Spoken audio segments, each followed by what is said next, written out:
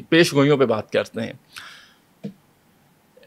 बहुत सारी मिसकंसेप्शन इस वक्त सोसाइटी में चल रही है, पाकिस्तान में नहीं पूरी दुनिया में। जी जी। मैं आप जितना सीनियर तो नहीं हूँ, बस मैं कोशिश करूंगा अच्छे सवाल आपसे कर लूँ। आपका एक बड़ा अच्छा एक्सपीरियंस है, आप बड़ी मॉडेस्ट हैं और बड़ी हम्बल है। अच्छा, पूरी दुनिया में एक मैस है, हर बंदा किसी न किसी तरह से परेशान है। उस परेशानी का हल तो निकाला जा सकता है किसी दोस्त के पास बैठ के, फैमिली के पास बैठ के, लेकिन तमाम दुनिया के मुमालिक में एक परेशानी आ गई, एक दौड़ आ गई है। ये क्या दुनिया ख़त्म होने वाली है? ये तो इस पेशगोई के ऊपर तो इंटरनेशनल चैनल्स मेरा इंटरव्यू कर चुके हुए हैं। मैं पाकिस्तान की पहली एस्ट्रोलॉजर थी जिसने 2020 के बाद जब हम 21 में एंटर होने जा रहे थे तो मैंने तब कहा था कि यहाँ से एंड ऑफ वर्ल्ड की जर्नी स्टार्ट हो जाएगी।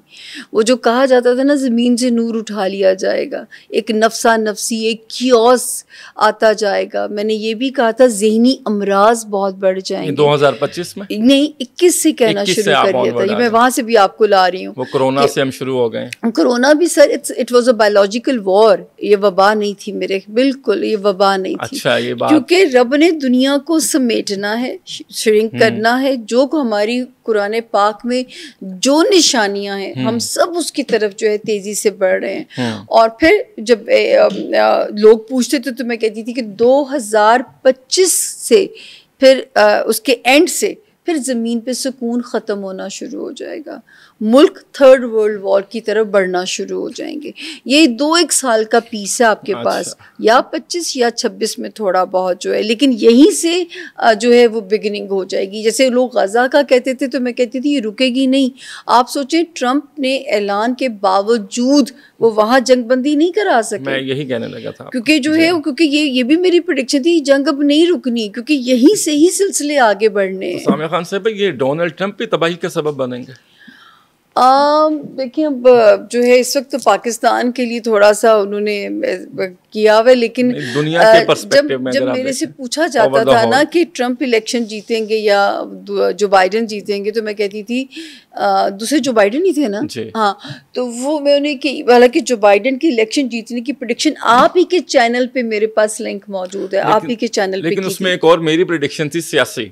हाँ, वो ये थी कि वहां पर फीमेल इलेक्शन नहीं जीत सकती अमेरिका की। अच्छा, देखें वो हेलरी क्लिंटन थी, उसके बाद जो अब थी, तो वो डोनाल्ड ट्रंप आ गए। तो देखो सियासी एनालिसिस देते हो ना, आप ठीक बात हम तो स्टेक पे होते हैं कि हम चैलेंज हो जाएंगे, आपको चैलेंज नहीं किया जा सकता। बिल्कुल ठीक, ठीक है ना। तो ट्रंप के लिए मैंने कहा था कि अगर तो मेरी ये पेशगोई ने सच होना है कि हमने एंड ऑफ वर्ल्ड की तरफ तेजी से जाना है, तो फिर ट्रंप ने इलेक्शन जीतना है। और इसका मतलब है कि ट्रंप ही तबाही का सबब बनने जा रहा है। देखिए, जो है वो गाजा में नहीं रोक पा रहे ना, जहाँ रोकना चाहिए वहाँ तो नहीं रोक पा रहे जी। इसी देखें ना, ये तो तकलीफ की सिचुएशन है। बिल्कुल। और इस आलमी जंग में पाकिस्तान के क्या किरदार होगा? तीसरी आलमी जंग होने वाली, ये तीसरी आलमी जंग की तरफ आप बढ़ेंगे 2027 तक। आपको 2 सालों के अंदर, इस सितंबर अक्टूबर से वो फेज शुरू हो जाएगा।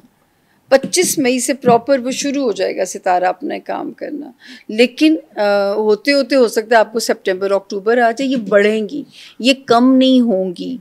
और जो है पाकिस्तान का जो रोल, जैसे आप बात करते हैं, ये जो जैसे मैं कहती थी यहूदी सपना देखते हैं, ये अभी मैं 1 मई को मैं टीवी पे थी, वॉर के हालात ने एक कियोस क्रिएट किया हुआ था, तो मैंने उसमें कहा कि 1 मई से पाकिस्तान के लिए सितारों में, आसमान में नरमी आ चुकी है। 9 दिन के बाद आप और अच्छी खबरें सुनेंगे, तो 9 दिन के बाद 10 मई था।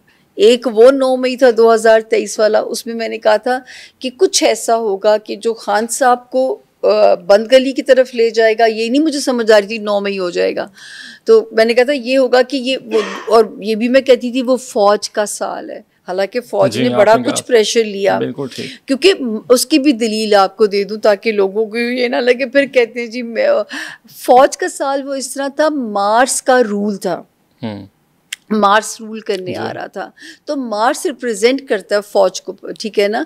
तो इस वजह से मैं कहती थी फौज का साल है।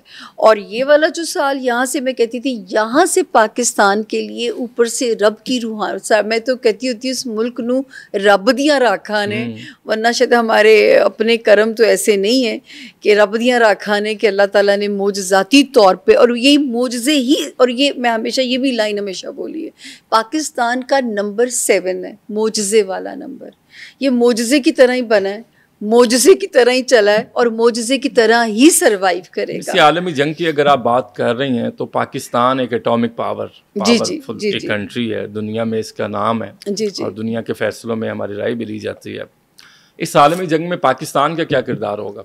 बहुत अहम, अल्लाह ताला ने इस खत्ते से बड़ा अहम काम लेना, क्योंकि जो जुपिटर की पोजीशन है, मुझे तो सबसे पहले जो बहुत अच्छी बात लगती है और मेरा दिल गार्डन गार्डन हो जाता है कि देखिए जब हम टीवी खोलते थे ना कामरान, इस पार्टी का झंडा, उस पार्टी का झंडा, उस पार्टी का झंडा, इस पार्टी का झंडा। अब मैं एक बात बार बार कहती थी कि 2025 एक आखिरी साल है जो हम एक कौम बन सकते हैं। हम एक कौम अगर अब भी ना बने तो फिर मैं नहीं, मतलब इस मुल्क की तबाही को नहीं रोका जा सकता। और मैं कहती हूँ मुझे पाकिस्तान ने मायूस नहीं किया। इस वक्त देखें अवाम भूल के उन्होंने रज के जो है ना अपने इदारों को मोराल हाई किया, चाहे मीम्स के थ्रू किया या जिस भी थ्रू किया, हर एक ने अपनी सोच की अक्कासी की और सॉलिडेरिटी की। अब मुझे सिर्फ ये अच्छा लगता है कि जब स्क्रीन खोलो तो या पाकिस्तान की बात होती है या पाकिस्तान के झंडे की बात होती है। तो ये एक प्रेडिक्शन तो हो गई, पूरी हो गई। अब दूसरी कि पाकिस्तान तरक्की कब करेगा, जून से इंशाअल्लाह ताला वो आपको निशानियां तो अभी आपको नजर आ रही हैं। जून से आपको जो है और जो है पावरफुल इशारे मिल जाएंगे। और ये भी मैं कहती थी कि ये मुल्क लाडला हो जाएगा। मैं अपनी जुबान में बात कहती थी, जैसे कि मेरे अपने वर्ड्स होते हैं, मैं उसमें मुश्किल लैंग्वेज नहीं बोल सकती। मैं आम फहम बंदे को समझाने के लिए बात करती हूँ कि कभी आप कहते हैं खान साहब लाड़ लें, कभी आप कहते हैं नवाज शरीफ लाड़ लें। असल में हमारा मुल्क लाडला हो जाएगा, क्योंकि ये वो मुल्क हो जाएगा जिसको सुपर पावर्स, हमारी ज़रूरत उन्हें पड़ेगी, ठीक है। और अब आप देखिए माशाल्लाह माशाल्लाह माशाल्लाह, अल्लाह नजर बद से पाकिस्तान को नज़र भी लगती है। तो प्लीज़ खुशियाँ मनाते हुए ना थोड़ी जो सदका भी पाकिस्तान का दे दिया करें, क्योंकि इस मुल्क को नजर भी लगती है। सदका भी दिया करें। हाँ, इस मुल्क का सदका थोड़ा सा दे दिया करें ताकि ये मुल्क सलामत है तो हम सलामत हैं। हम बचपन से सुनते हैं सुपरमैन। जी, एक सुपरमैन होता है, वो बड़ा पावरफुल होता है, वो उड़ता है, हवाओं में जाता है। दुनिया में इस वक्त 2025 में हम चल रहे हैं, सुपर पावर की जंग चल रही है। America, Russia, China. कुछ लोग ये कह रहे हैं कि China non declare super power हो चुकी है। कुछ लोग कह रहे हैं कि रशिया आने वाले 10 सालों में सुपर पावर का ऐलान करने जा रहा है। अमेरिका सुपर पावर है, ये सुपर पावर कौन होगा? देखिए, अच्छा ये बात भी देखिए कामरान, जब कोई मुझे कहता होगा इसकी बातें दीवाने का ख्वाब लगती हैं, और ऐसे भी अपने प्रोग्राम्स किए कि मेरे साथ बैठे सारी मेरी एस्ट्रोलॉजर बरादरी को रोशन पाकिस्तान नज़र आ रहा होता था। मैं कहूँ मुझे तो अंधेरे नज़र आते हैं। मैं क्या अल्लाह करे मैं गलत साबित हो जाऊँ, लेकिन ज़मीन ख़जाने उगलेगी, लेकिन वो वक्त नहीं था। हज़रत नेमत शाह वली ने जो ख्वाब दिखाया है वो वक्त अब शुरू होता है कि जहाँ भी पाकिस्तान अल्लाह के हुक्म से सॉलिड उसमें तरफ जाएगा। तो ये पेश कोई 21 से करना शुरू कर दी थी कि न्यू वर्ल्ड अलायंसेस बनने हैं, नई सुपर पावर ने बनना है। लास्ट ईयर तक मुझे क्लैरिटी नहीं थी, मुझे भी या रशिया या चाइना। तो मैं तो अनडाउटेडली कह सकती हूँ कि China will be the super power, is going to declare super power. और मैंने कहा जो पाकिस्तान, ये भी मैं कहती थी, आप मेरी सारे रिकॉर्ड निकाल के देख लीजिए कि फॉर्चुनेटली पाकिस्तान उस सुपर पावर का पार्ट होगा। अब ये निशानी देखें आपको अब साबित हो जाएगी कि फॉर्चुनेटली पाकिस्तान उस सुपर पावर के साथ होगा जिसने जो कि सुपर पावर बनने जा रही है। तो पाकिस्तान का अलायंस उसके साथ और होगा, वो ऑलरेडी है। और अब ये भी आपके पास एक निशानी, उसकी एक निशानी है। सी पैक निशानी है। जिस तरह उन्होंने गाने बना के हमें सपोर्ट कर डाला, वो जो उनके राफेल के ऊपर जो है, बिल्कुल वो मीम्स भी उनके आए हैं, मैं हैरान हो गया। हालांकि चाइना में सोशल मीडिया इतना एक्टिव नहीं है वहाँ, उनके यहाँ सख्त पाबंदी है, लेकिन उन्होंने कमाल कर दिया। With the victory of Pakistan. अच्छा मैडम, ये फ़लस्तीन और इसराइल के जो हालिया तनाज़ा चल रहा है, फ़लस्तीन में गज़ा की सूरत हाल, औरतों की इज्जत, बच्चों पर हमले, वहाँ पर मसाजिद में कोई आज़ादी नहीं है, कोई मजहबी आज़ादी नहीं है, कोई बात आप नहीं कर सकते, इंटरनेट बंद है, दुनिया से कट हैं, इसराइल की बमबारी और वो जो नेतन्याहू के सारे जो इक़दामात हैं ज़ालिमाना, ये मसले फ़लस्तीन आपको हल होता है कोई नज़र आ रहा है आने वाले दिनों में, कोई वो भी चैन और सुकून का सांस ले सके? नहीं कामरान, अब तो बल्कि आप ये कहते हैं हल होने की तरफ, अब तो ये बिगड़ेंगे तो उस तरफ जाएंगे कि जहाँ मुसलमान एक होंगे, उम्मत मुसलमान एक प्लेटफॉर्म पे इकट्ठी होगी। अब तो वो टाइम आना है, जंगे लड़नी है बस। हूँ तो तुसी तैयार हो जो, कमर कस लो। मुझे अफसोस सिर्फ ये कि हमारे बच्चे बेचारों ने कुछ नहीं देखा। हमने तो फिर अच्छे दौर देखे हैं, हमने पीसफुल दौर देखे हैं, हम तो बड़े अच्छे दौरों से होके आ रहे हैं। आप लोगों ने कुछ नहीं देखा कि या धमाके देखें जहाँ जो है हमने टिकटॉक पे ट्रोलिंग देखी है, जिसकी आप बात कर रहे हैं, वही ना। तो जो है ये अब इसके लिए कमर कस लें आप लोग। क्योंकि हम इंटरनेशनल अफेयर्स पे बात कर रहे हैं, तो एक शख्सियत मेरे जहन में है, डॉक्टर आफिया सिद्दीकी।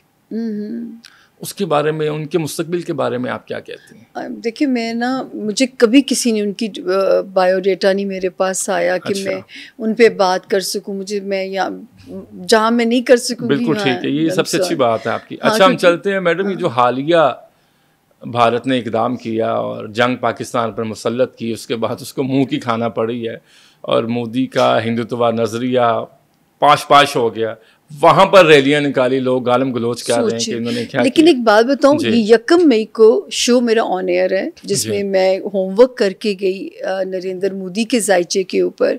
तो उन्होंने मेरे से बिगिनिंग की। उन्होंने कहा, हमारे पास बिलाल साहब थे, तो मैंने कहा जी पाकिस्तान के लिए खुशखबरी है कि मोदी अपने ही बुरे वक्त में फंसने जा रहे हैं। जब इंसान का बुरा वक्त आया होता है ना, तो फिर किस्मत बुरे फैसले भी कराती है। जैसे खान साहब अपने बुरे वक्त में थे, मैं बार बार कहती थी कि खान साहब समझदारी से काम लीजिए। जब 22 में अभी तख्ता भी नहीं उल्टा था, मैं तब से कहती थी कि हुकूमत फिर मिल जाएगी, इस वक्त डिसीजन बहुत सोच समझ के लीजिए। ये जो होम्योपैथिक ऑपोजिशन आपको नज़र आ रही है, ये आपको बहुत टफ टाइम दे के जा सकती है। लेकिन कोई मेरी सुनता ही नहीं था। वो पीरनी साहब, खान साहब पे भी बात करनी, उनके घर की पीरनी थी, जी हाँ, तो वो भी मैं बात थोड़ा सा रिलेट कर गई। तो इसी तरह नरेंद्र मोदी का अपना बुरा वक्त शुरू हो गया था 12 जनवरी 2025 से। तो जब अपना बुरा वक्त स्टार्ट होता है तो अल्लाह ताला फैसले भी ऐसे कराते हैं, उन फैसलों के फिर बैकलैश भी उसी तरह आते हैं, और उनके अब माशी हालात भी खराब हो रहे हैं। और ये पेश कोई 1 मई से होने रहे कि मैंने कहा था उनको तो अपने मुल्क में ही कंट्रोवर्सीज आनी है, उनके अपने मुल्क में ही तोड़ फोड़ शुरू हो जानी है। और अच्छा मुआशी हालात भी खराब हो रहे हैं, वहाँ की जो मार्केट्स हैं, स्टॉक मार्केट्स क्रैश कर रहे हैं कंटिन्यूअसली। जो गड़ा उन्होंने हमारे लिए खोदा था ना, उस गड़े में अल्लाह के हुक्म से वो खुद गिरने जा रहे हैं। लेकिन इसमें एक बात है जो मैं आपका कीमती वक्त है तो आपकी मौजूदगी का फ़ायदा उठा रहा हूँ, वहाँ पर रहने वाले मुसलमानों के लिए हालात मज़ीद सख्त आप देख रही हैं। देखिए मुसलमान 24 करोड़ जो है, शुक्र है रब ताला का कि मुसलमान जो है ना, वो अपने एक तवक्कल की जो खूबसूरती है ना, उसकी वजह से मुसलमान घबराता नहीं है। लेकिन वहाँ पर जो उनके साथ हालात बर्ताव किए जा रहे हैं, जहाँ जहाँ मुसलमान है अभी मुसलमान पिसेंगे और जंग का खतरा टल गया। और आपको एक और बात, अच्छी खबर जो ये है, जैसे ही हम 10 जून 2025 से अगली जर्नी शुरू करेंगे, वहां से उम्मत मुस्लिमा होश पकड़ना शुरू होगी। दोबारा डेट बताइए। 10 जून 2025 से वहाँ से उम्मत मुस्लिमा जो है वो एक जोश पकड़ना शुरू होगी। अब तक अल्लाह पाक ने, मुझे तो जो फील होता है, ऐसे कोई फतवा ना लगा दे मौलवी, अब तक तो मुझे ऐसे लगता था कि जैसे अल्लाह ताला ने ना इब्लीस को खुली छूट दे दी। मुझे याद है इसी दौरान मैंने इत्तिकाफ किया और मुझे एक भी रात जो है ना तजल्ली नहीं फील हुई। ठीक है, तो मैं इससे पहले अल्लाह पाक की मैंने बरकत इशारे भी मुझे समझ में आते थे कि ये वाली जो है इसकी फीलिंग हो सकती है। तो मैंने कहा शायद ये वो वक्त तो नहीं आ गया जब कहा जाता था ज़मीन से नूर ही उठा लिया गया है।